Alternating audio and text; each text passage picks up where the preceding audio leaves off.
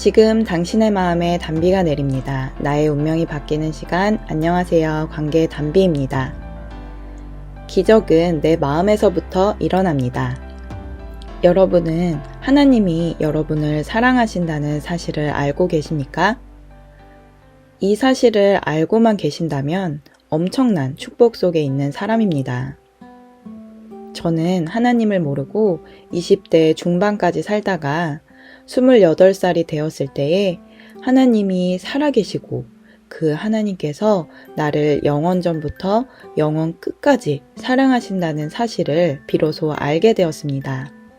이 사실은 제 인생에 전환점을 가져다 주었고 상대의 기준에 사랑받을 자격을 갖추어야만이 사랑받을 수 있다고 믿었던 조건적 사랑이 아닌 나는 존재 자체로 사랑받을 만한 사람임을 알게 되었고 하나님의 사랑은 무조건적이고 한계가 없고 영원하다는 것을 알게 되었습니다. 예를 들면 이전에는 내가 좋아하고 사랑하는 사람으로부터 나의 부족함으로 인해 다툼이 생기거나 멀어졌을 때 너무나 큰 두려움과 공허함을 느꼈습니다. 저는 그래서 인간관계가 가장 어렵다고 느꼈고 그 마음의 본질을 가만히 들여다보면 사람은 본래 사랑이 채워져야 행복감을 느끼는데 저는 그 사랑을 사람에게서 채우려고 하다 보니 늘 실망과 상처만 남았던 것이었습니다.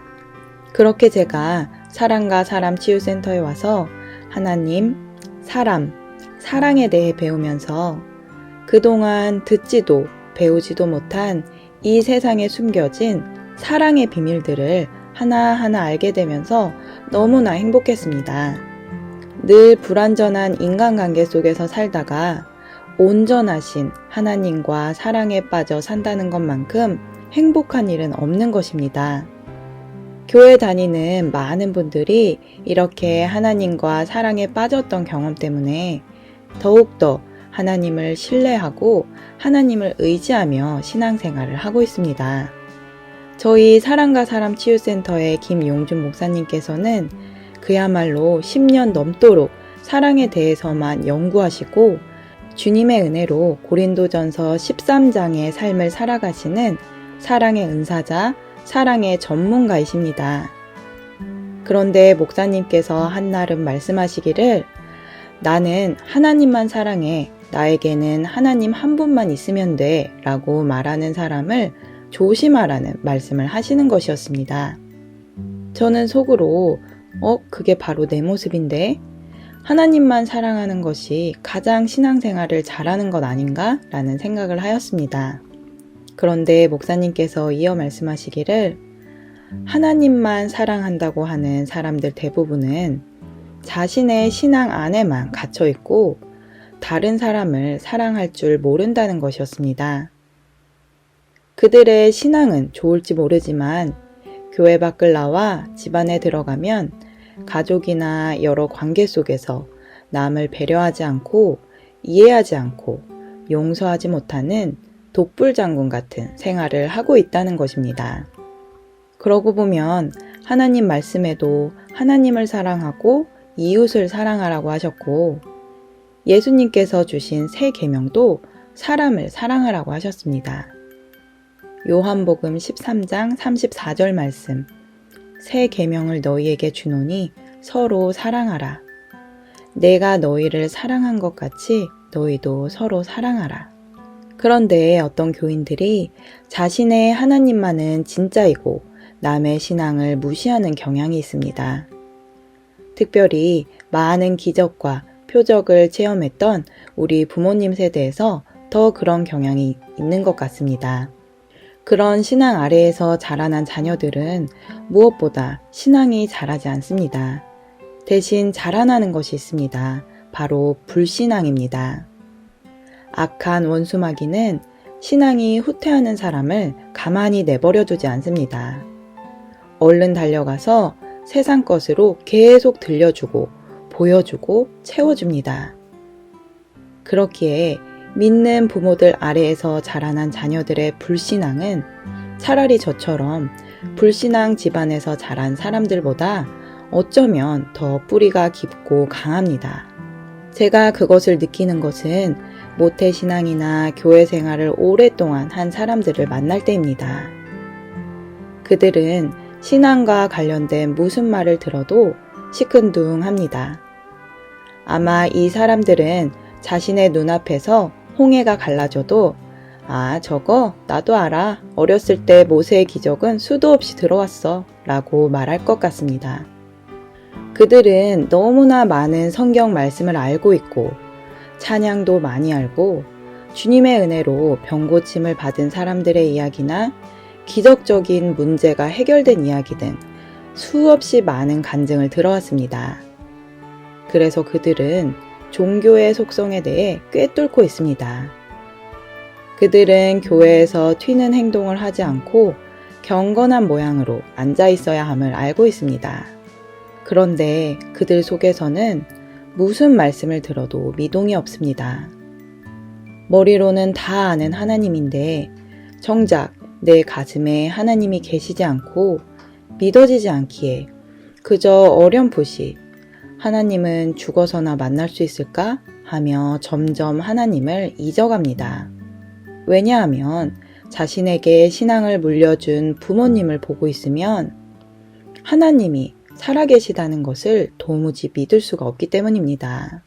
교회에서는 하나님을 만난 것 같은데 집에 와서는 사람을 판단하고 정죄하고 미워하고 분내며 하나님의 말씀대로가 아닌 자기 마음대로 살아가는 모습을 하루도 빠짐없이 보며 살아온 자녀들이 어떻게 하나님이 살아계심을 진심으로 받아들이고 믿을 수 있을까요?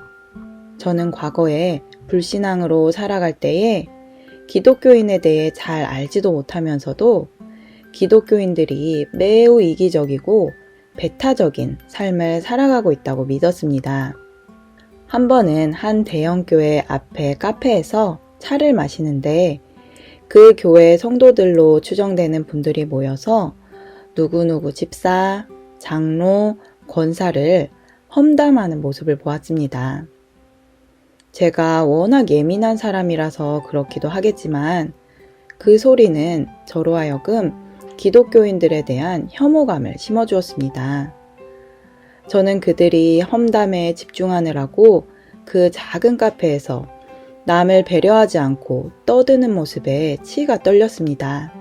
그래서 속으로 예수쟁이들은 진짜 인간도 아니야 생각하며 차를 다 마시지도 않고 나와버렸습니다.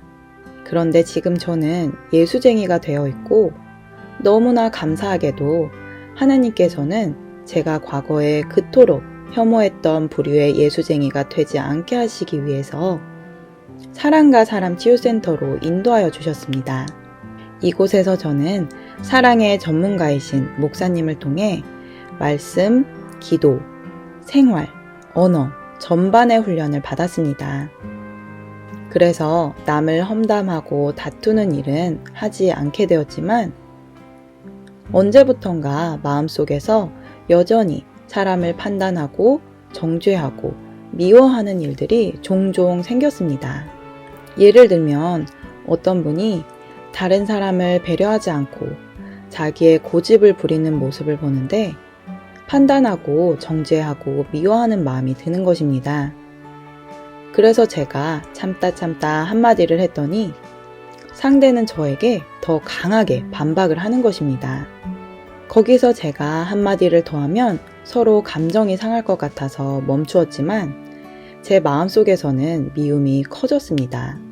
저는 그 순간 생각으로 주님께 주님 어떡해요? 제 마음에 저 사람을 향한 미움이 생겨요. 그랬더니 주님께서는 네 자존심을 버려라. 그게 너에게 큰 유익이 되고 능력이 될 것이다 라고 하셨습니다. 그래서 아멘 하고 자존심과 내 생각을 버렸더니 그제서야 상대에게 좋은 말이 나왔습니다. 그러나 그 후로도 몇 번의 시험이 왔고 저는 판단, 미움이 생기면 또 하나님께 기도하고를 반복하였습니다. 어느 날은 이렇게 상대를 판단하고 정죄하고 미워하는 마음을 가지고 집중적으로 기도하였는데 주님께서 말씀하시기를 수진아, 내가 너 사랑하는 거 아니? 하셔서 네, 그럼요. 하나님이 저를 사랑하시는 거 잘 알고 있어요. 라고 하였더니 하나님은 다시 말씀하시기를 그러면 네가 미워하는 그 사람도 내가 너를 사랑하는 것처럼 사랑하고 있다는 거 알고 있니? 라고 하셨습니다. 그 순간 저는 양심의 가책을 느꼈고 나 또한 이렇게 조금씩 사람을 판단하고 정죄하고 미워하며 살아가다 보면 과거에 내가 그토록 혐오했던 이중적인 예수쟁이, 한 입으로 찬송도 하고 저주도 하는 예수쟁이가 되겠다는 생각이 들었습니다. 그렇게 되기는 절대로 싫었기에 저는 다시금 마음을 먹고 하나님, 저는 절대 그렇게 살고 싶지 않아요. 저를 고쳐주세요. 제가 잘못했습니다. 라고 말씀드렸습니다. 그러자 하나님께서는 너는 나이가 들면 들수록 사랑이 많아져야 한다. 사랑은 사람을 마음에 품는 것이란다. 그런 사람은 세상이 감당할 수 없단다. 라고 하셨습니다. 그렇습니다. 오직 예수님의 사랑만이 상대를 내 마음에 품을 수 있습니다. 예수님께서 갈보리 십자가 위에서 자신을 십자가에 못 박히게 한 사람들을 용서해달라고 하나님 아버지께 간구하셨습니다. 하나님은 나를 사랑하시는 만큼 나의 원수도 사랑하셔서 모두가 사랑의 길로, 생명의 길로 들어오기를 간절히 원하고 계십니다. 주님의 사랑으로 사람을 마음에 품고 있는 사람만이 참 성도입니다. 우리가 마음에 사람을 품을 때에 가정이 천국이 됩니다. 그리하여 이 생명의 사랑을 자녀에게 유업으로 물려주고 후손에게 물려 내려가는 것입니다. 돈, 명예, 권세를 물려주는 일보다 사랑의 삶, 사랑의 생활, 사랑의 습관을 물려주는 것이 가장 귀합니다.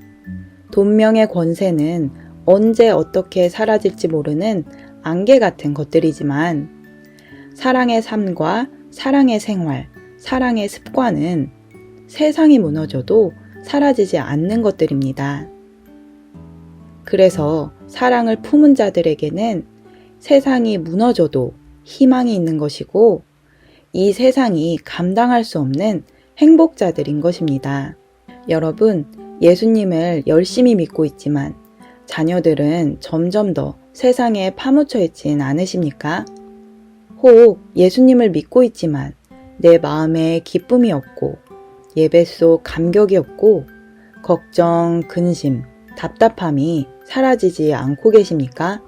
저희 사랑과 사람 치유센터에 초대합니다. 저희 사랑과 사람 치유센터에서는 예수 그리스도의 생명이신 사랑을 받아 내 마음의 천국을 이루고 부부의 한몸 이룬 사랑 안에서 자녀를 양육하고 가정의 천국을 이뤄 꿈을 이루는 영원한 행복의 길로 인도하여 드립니다.